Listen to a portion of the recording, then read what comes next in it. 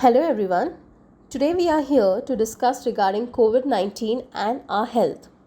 Our moderator for today is Dr. VSV Prasad, who is the Chief Consultant Pediatrician and Chief Executive Officer. Our panelists are specialist doctors from Lotus Hospitals. Dr. Moinuddin, Consultant Internal Medicine Physician. Dr. Sheikh Jilani Basha, Pediatric Intensivist and Children Specialist. Dr. Naga Chaitanya, anesthesiologist and critical care specialist, and Dr. Sunita, obstetrician and gynecologist. I'm Dr. VSV Prasad, Chief Consultant Pediatrician and Chief Executive Officer. We welcome you all to this panel discussion on coronavirus COVID-19. As you all know, there are a lot of questions which are in people's minds about COVID and what is going to happen. People are just recovering from two waves. There are a lot of questions about third wave and what is going to happen, what is going to be the future. So my first question is to Dr. Moinuddin. Dr. Moinuddin, what is your general advice to the public on emerging variants? Now we're hearing about Delta, Delta Plus. These are so-called variants of concern. And how should we be prepared and how should a family deal with this condition? COVID-19 virus is actually RNA virus, sir. So RNA virus, there is lot of mutations will happen. So we'll be getting lot of variants. So maybe this is one variant, like already we got Delta variant. That is the reason for our second wave. That is very drastic and very highly transmissible virus. What it has emerged in India only. So because of that only we have got lot of admissions, hospital admissions, lot of sick patients, lot of deaths because of this Delta variant. Now this Delta variant is now spreading in UK and US. They are more worried of this Delta variant. So what we are expecting is third wave. Third wave, what according to our scientists and according to our studies, the third wave may be there in may start in August to September, like that. So in that period, there is chance that Delta variant may change into Delta plus, because some cases like 50 to 60 cases up to now has detected in some states like Karnataka, Kerala, Madhya Pradesh. They have detected some Maharashtra. They detect some cases of Delta plus variant also. So there it may cause some third wave. That is one prediction. So we are not still 100% sure that Delta plus variant is only the reason for third wave. That is one thing.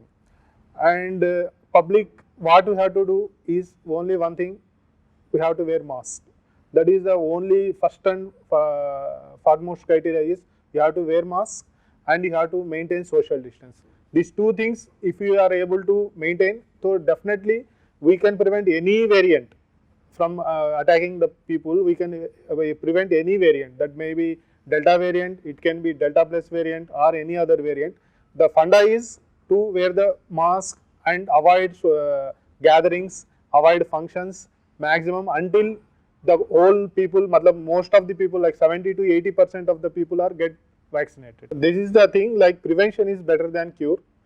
So wearing the mask, maintaining social distancing, sanitizing hands regularly, these are the things we have to do to prevent spread of the next variant virus and to prevent third wave also. Dr. Jilani, we know that children also have been affected by COVID, and how are they getting affected? And when do you suspect COVID-19 infection in a child? We don't have much data on this, how much, what is the incidence of pediatric age group to affect. But Western data we have that in that 50 to 60% of the pediatric age population only have COVID-19 infection. In that too, most of the children are asymptomatic patients.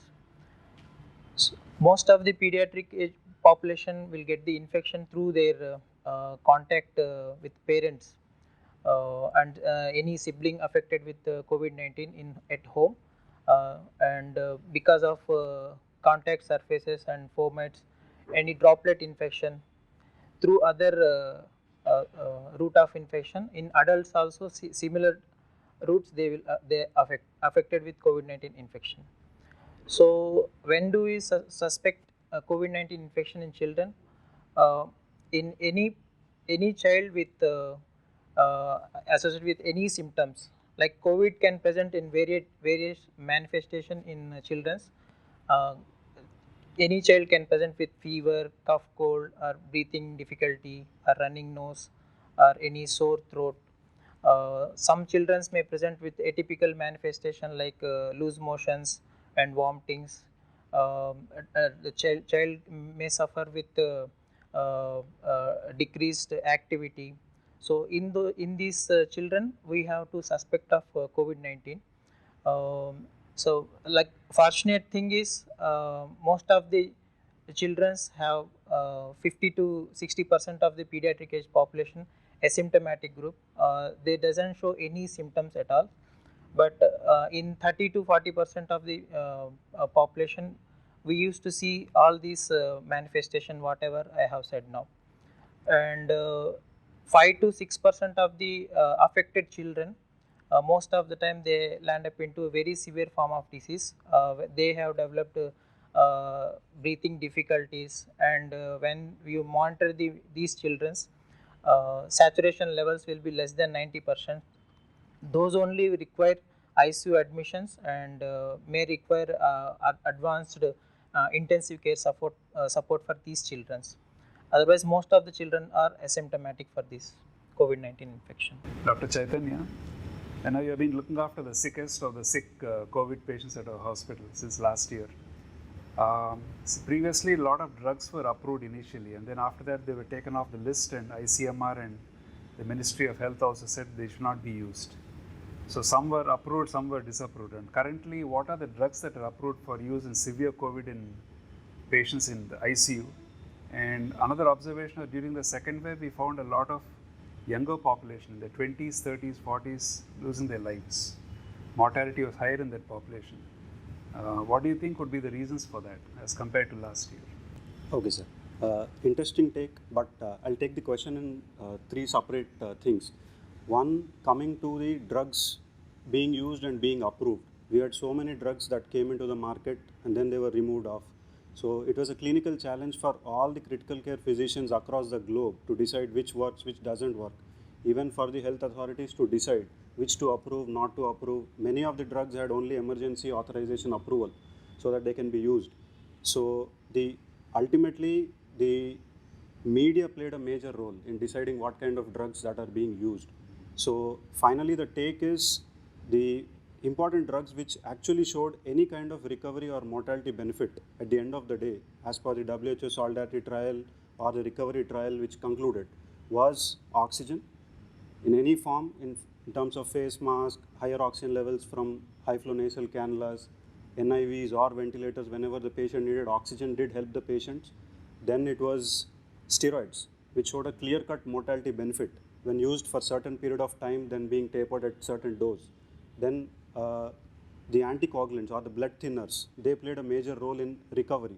Apart from these things, it was a proper approach, clinical approach, critical care nursing and proper guideline-oriented critical care was which showed more recovery rather than the drugs compared like remdesivir, tocilizumab. They had certain indications, but very limited indications in severe COVID infections. Even the role of convalescent plasma, which most of the people speak of, was there in the first wave, but it was out during the second wave.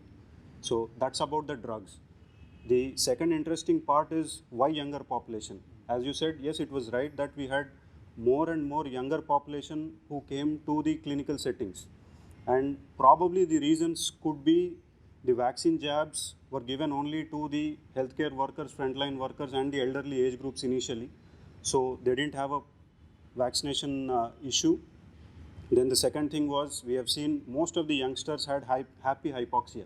So which means though they were asymptomatic, had lower levels of oxygen within themselves, but they were able to tolerate it. So all these set of patients presented late to us.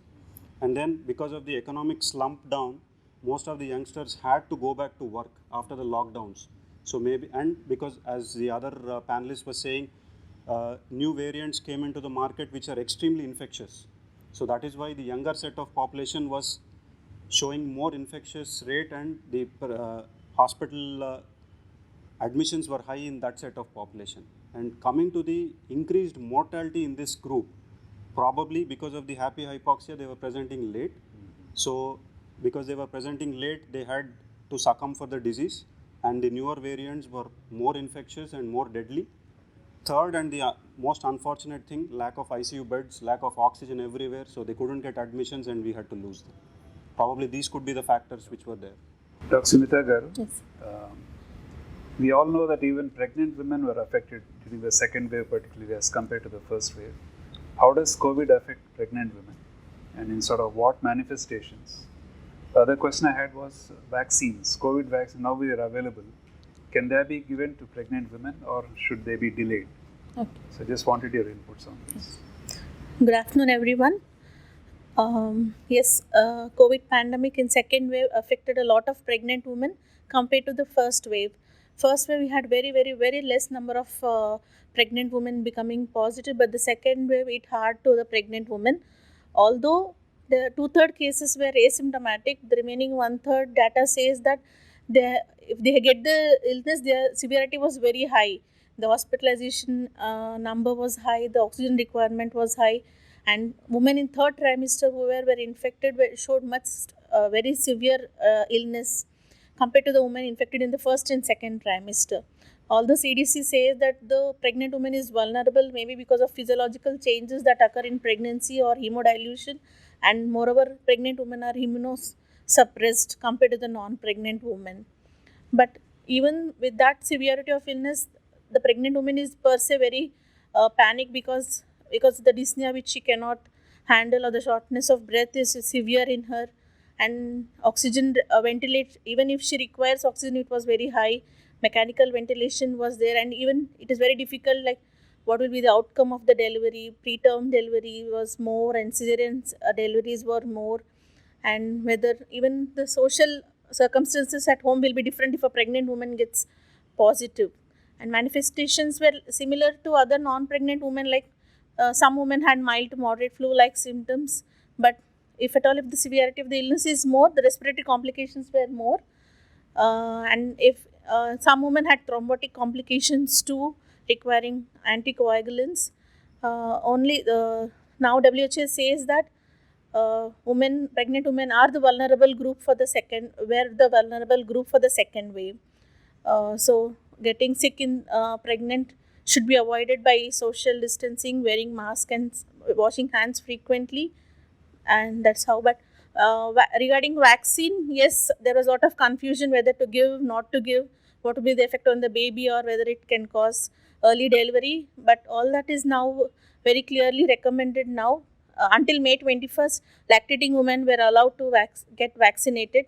But now Health Ministry has clearly recommended vaccine during pregnancy from June 25th, 2021, because all the vaccines in India, whichever we are using, Covaxin or Covishield, doesn't have any live viruses which can get multiplied in the woman and get infected. So all were mRNA viruses and killed viruses. So it is very safe.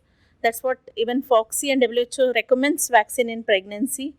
And like any other non-pregnant woman, the woman post-vaccination should have a observation of 30 minutes after vaccination in the hospital. And she may get like mild symptoms even after vaccination. That wouldn't cause much. Only the long-term effect on the fetus is still not clearly understood, but it is recommended because one vaccine saved 2 lives. Thanks. Lotus Hospitals is one of the leading brands for all your health needs. You can visit our expert doctors at any of the centers, Lakrikapul, Kukatpalli, LB Nagar and Vizag. For booking an appointment, you can use our app or visit www.lotushospitals.in or call on 040 4040 4444.